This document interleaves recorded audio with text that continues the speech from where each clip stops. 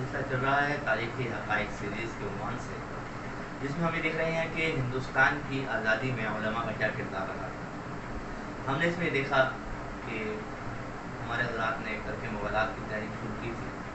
उस सिलसिले को हम आगे बढ़ाएंगे कि उसके अंदर जिन हज़रात का किरदार था और जमीयत उलमा हिंद के इजलासात के अंदर उसका तसलसल से तौसीक़ी मामला चल रहा था, तो उसमें जिन अकाबिरीन के नाम आए थे, मौलाना मुर्तज़ा चांदपुरी, मौलाना अहमद सईद दहलवी, और उसके बाद मौलवी फ़रातुल्लाह दहलवी, और उसके बाद मौलाना दाऊद गज़नवी साहब, मौलाना अब्दुल हलीम सलीकी लखनवी, और उसके बाद मौलाना सनाउल्लाह मरसली वगैरह हज़रात। फिर ये सिलसिला चला। 1921 जुलाई के अंदर मजलिस आमला जमीयत उलमा हिंद का इजलास हुआ। उसके अंदर फिर इसी नुक्ता निगाह को दोहराया गया, जिसमें यह कहा गया कि हुकूमत बरतानिया के साथ जो तामुन है किसी भी किस्म का वो हराम है। अब चूँकि ये मामला बड़ा था, तो अंग्रेज़ों ने मौलाना हुसैन मदनी रहमतुल्लाह को गिरफ्तार कर ली और फिर उनके ऊपर मशहूर मुकदमा चला, जिसके अंदर उन्होंने फरमाया था कि मैं अपना कफन साथ आया हूँ। अब चूँकि इस तजवीज़ की जो तायद करने वाले हज़रात थे, उनमें मौलाना निसार अहमद साहब थे, मौलाना मोहम्मद अली जोहर साहब थे, मौलाना शौकत अली साहब थे। अब इसलिए लोगों पर भी मुकदमा चला। अब इस मुकदमे में इन तमाम हज़रात को 2-2 साल की कैद का मुशक्कत है। अब चूँकि आपके ज़हन में है कि शेख मदनी रहमतुल्लाह का ये बयान था, ये कलिमत हक़ इंद सुल्तान जाबिरीन का ऐसा नादिर नायाब नमूना था कि बयान के बाद मौलाना मोहम्मद अली जोहर ने शेखुल इस्लाम के हाथों को छोड़ दिया और फिर ज़िंदगी भर उनका जो दिल का अदब का एहतराम था हज़रत का, वो बढ़ता चला गया। फिर इसी वजह से जेल में जब शेखुल इस्लाम जेल में गए, तो मौलाना मोहम्मद अली जोहर ने बड़ी इल्मी शख्सियत होकर भी हज़रत शेखुल इस्लाम से तर्जुमा कुरान पाक जो है उसको पढ़ा, और ये बड़ी उनकी अक़ीदत और एहतराम का ये नादिर नमूना था। इसी दौरान मौलाना अब्दुर्रहमान शौहाबी भी गिरफ्तार हुए और वो भी सिविल नाफरमानी के सिलसिले में गिरफ्तार हुए थे।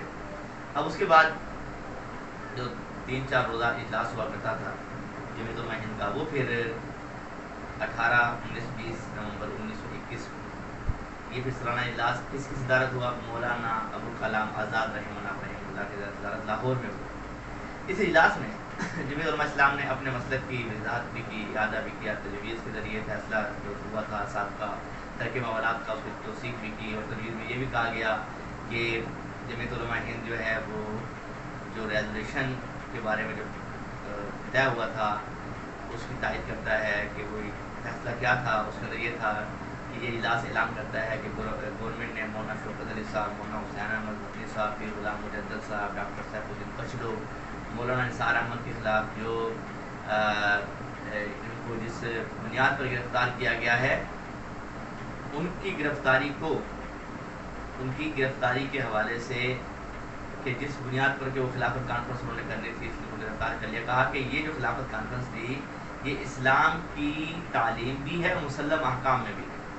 उन्होंने फरमाया कि ये 1300 साल से मौजूद है। ये बड़ी अहम बात है कि उन्होंने खिलाफत कॉन्फ्रेंस को जिसकी बुनियाद पर हज़रात गिरफ़्तार थे उसकी तौसीक़ की कि ये चूँकि इस्लामी मामला है और ये मुसलमान इससे कभी बात नहीं रह सकते, तो हम उसकी तायद करते हैं। फिर दूसरी तजवीज़ जो मंजूर की गई थी वो ये थी कि चूँकि अंग्रेज़ी गवर्नमेंट की फ़ौज और पुलिस की मुलाज़मत करना हराम होना सिर्फ इस बात पर मबनी नहीं है कि मुसलमानों को इस हवाले से कोई और मसला हो कि कोई और केस मुसलमानों पर किया जा रहा है, नहीं, सिर्फ ये वजह नहीं है, बल्कि शरअन इस कदर काफ़ी है कि अंग्रेज़ी फ़ौजी मुसलमान हुकूमतों की वजह से और इनकी मुसलमानों की ही नहीं, आवाम की जो अवामुन्नास की जो वो आम आबादियाँ हैं, वो इनकी वजह से आम इंसानों के हुकूक जो हैं वो पामाल होते हैं।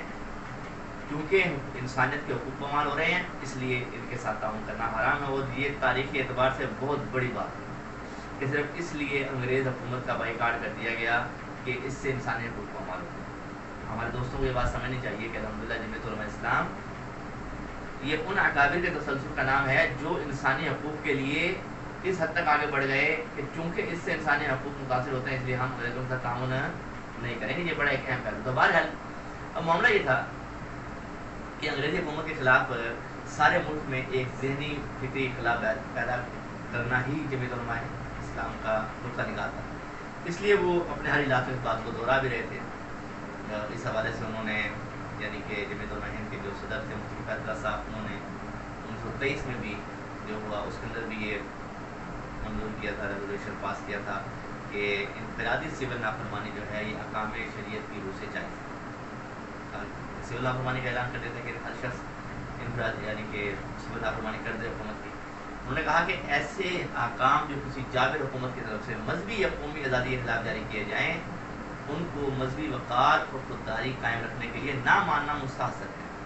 ये तो था इनफराद। उन्होंने कहा कि इज्तिमाई तौर पर भी अगर अदम तशद्दुद का मामला हो तो मुल्क की मौजूदा सूरत हाल के लिहाज से हम ये बात सोच रहे हैं कि जमीयत उलमा हिंद सोचे कि इज्तिमाई तौर पर हम सारे मिलकर हुकूमत का बाइकाट करें, यानी कि एक कुव्वत का इजहार करके हुकूमत का इनकार करते हैं। फिर खैर अब ये बड़ी ख़तरनाक तहरीक तजवीज़ थी।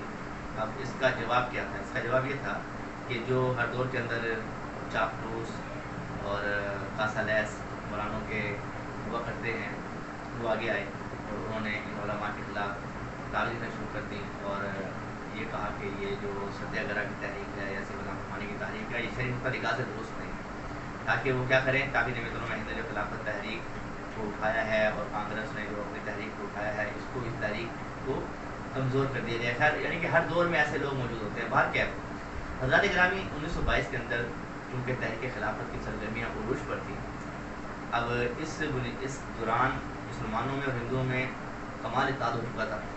क्योंकि बाहर क्या ये बात हमें मानने की है कि गांधी जी ने जो तजवीज़ दी थी उसको उलमा ने लिया कि सिविल नाफरमानी की तहरीक चलाई जाए।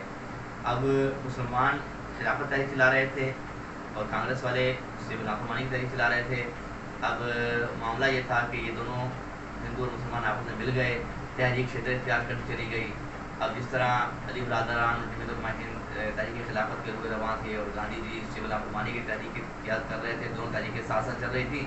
क्योंकि बाहर क्या दोनों का निशाना बरतानवी साम्राज्य था। खिलाफत जो तहरीक थी इससे सियासी बेदारी आम होती जा रही थी और अवाम अपनी ताकत पहचानने लग गए थे।